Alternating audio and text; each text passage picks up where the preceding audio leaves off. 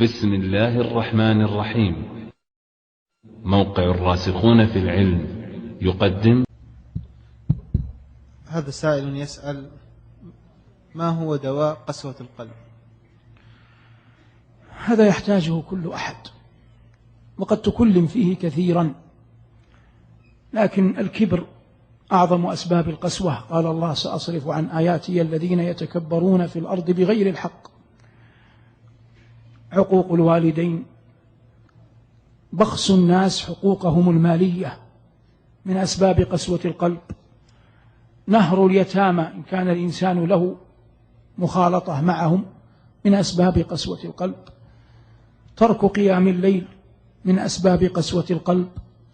إعجاب المرء بعمله وبنفسه واحتقاره لمن حوله من المؤمنين كذلك من أسباب قسوة القلب. فإذا دفع أكثر هذا يرجى أن يلين قلب المؤمن.